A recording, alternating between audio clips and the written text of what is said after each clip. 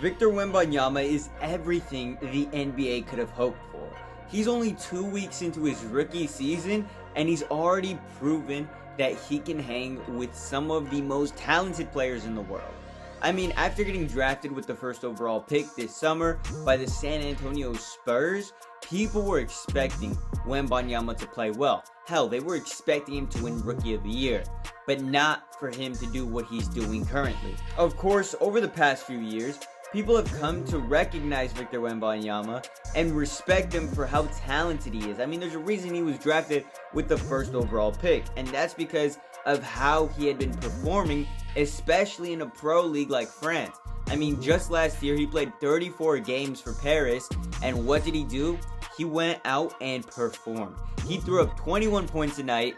He got like 3 blocks per game with 2.4 assists, and that's not even counting his rebounds, which was at like 10.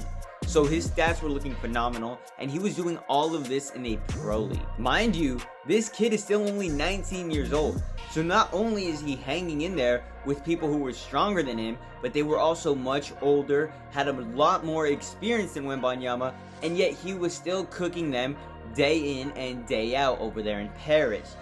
But we've seen aliens, we've seen unicorns like a Wembanyama before. I mean, Kristaps Porzingis coming into the league, he was one of those guys. Zion Williamson, oh my god, he was supposed to change the league. Bol is more like just physically the same as Victor Wembanyama. He didn't have as much hype, but again, we've seen unicorns with freakish abilities come into the league before, and they just haven't worked out. And we'll take a deeper dive into those players later, not like how Dwight Howard would though. Anyway, we're here to talk about Victor Wembanyama's debut game, first ever NBA career game versus the Dallas Mavericks, where it took him a little while to get into the groove of things, but once he did, he caught fire. I'm pretty sure he shot 6 for 9 from the field, 3 for 5 from the 3-point line, so he was lighting it up from deep. He got 15 points, which was a little underwhelming, and that should show you how much pressure this man has on his shoulders, because he puts up 15 points in a game, and people are a little disappointed. But shooting isn't the only thing Wembanyama was able to do, because he also got 5 rebounds, he had 2 assists, 2 steals, and 1 block.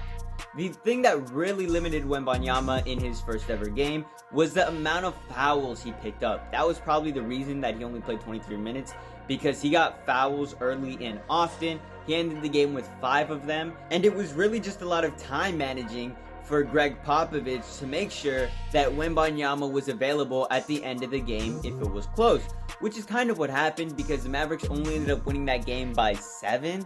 However, his first win would come in the second game of his career versus a not very good Houston Rockets team. I mean, the Houston Rockets sucked this season. It doesn't matter how many moves they made, because Dylan Brooks and Fred VanVleet were not going to be able to carry this franchise out of poverty. And so, in his first career win, Victor Wembanyama played a much larger role. He played 31 minutes, was not stopped due to foul trouble, because I'm pretty sure he only got 2. He shot 7 for 19 from the field, was a little cold from the 3-point line, went 0 for 6.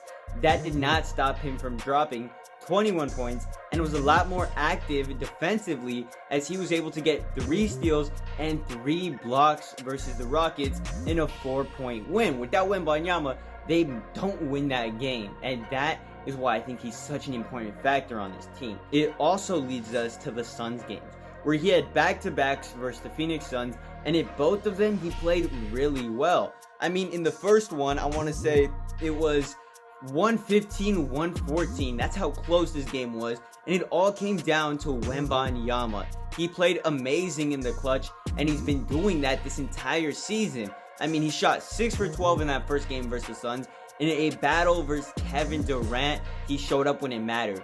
4 for 5 from the free throw line. Each one was important. He ended up getting 18 from the field, and he also had, like 8 rebounds? Huge. But nothing was bigger than what Wembanyama was able to do in the clutch, because with 49 seconds left, Victor Wembanyama takes a 16-foot jumper to cut the lead down to 3. And then on the very next possession, Devin Vassell misses a shot, and Victor Wembanyama is there to get the offensive rebound and make a dunk to make this a 1-point game for the Spurs. And we all know how it ends. I mean, Keldon Johnson rips the ball from Kevin Durant and then makes a layup to win the game. Magical. And if you think that game was good for Victor, the next one was even better, because this go around, the Spurs were able to jump out to a 19-point lead by the end of the first quarter because so much of their youth played well. And Victor Wembanyama had a career night. 38 points on shooting with 15 for 26 from the field, 3 for 6 from the three-point line, 10 rebounds, 2 assists, 1 steal, 2 blocks. He did everything this game. And when the Suns were inching back in the fourth quarter, Devin Booker and Kevin Durant were catching a little fire, Wembanyama was there to solidify their lead and win this game for the Spurs. I mean, he's the reason that they were 3-2 to start the season, and they're currently playing in their 6th game versus the Raptors. It's looking like a blowout for the Spurs. He's playing fantastic through the first 6 games of his career. Hopefully, he doesn't turn out like the other guys. In the case of a guy like Kristaps Porzingis or Zion Williamson, they were very talented players who actually played well, really well, early on into their careers.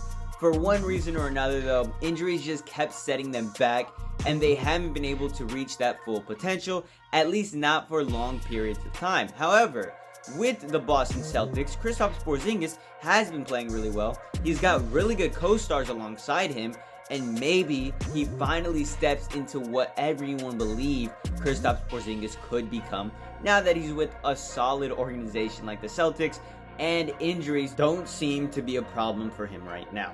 The last time we saw Kristaps Porzingis play this well, maybe you could say that was back in New York in his final season, where he was an all-star in 2018, played 48 games, averaged 22 points, had like 6 rebounds with, I want to say, 1.5 assists, almost 3 blocks a game, almost a steal a game. So Kristaps Porzingis was playing out of his mind his 3rd season, and then an ACL injury comes about, and that's just about ends his career in New York. Then he would go on to play for Dallas, where he would average 20 points, but he also wouldn't play more than 60 games a season in Dallas, which is also why he probably got shipped out like 2-3 years later to Washington, where he had been stuck until Boston went ahead and saved him. And everywhere Kristaps Porzingis goes, he puts up really good numbers. I mean, you take a look at his time in Washington, he played 65 games last season, which is like the most he had played since his 2nd season in the NBA. So, like I said, injuries look to be a thing of the past for Kristaps, and he's finally stepping into his true potential. And let's just see if Victor Wembanyama has that same trajectory. Because if Victor Wembanyama is able to stay healthy, he can easily make the Spurs a contender and make them a contender right away. I believe that the Spurs have the potential to make the playoffs this season as long as Wembanyama is on the court. I believe Wembanyama is one of those players where if he is on the team and he is playing, it can make or break a team season like a LeBron James or maybe even a Zion Williamson, who when Zion played 61 games, the Pelicans performed very well in the games that he played, only for him to injure his foot towards the end of the season, and not only would that take him out for the postseason, but he would not play at all in the 2022 season. And, you know, his career has been shaky ever since. I mean, we really still don't know anything about Zion, and this is about to be his 5th year in the NBA. So hopefully, Victor will have a more healthier and consistent career than Williamson and Porzingis have had so far. Anyway, that's about it for this video. I think I've said everything I wanted to about Victor. Catch y'all later. Much love. Deuces.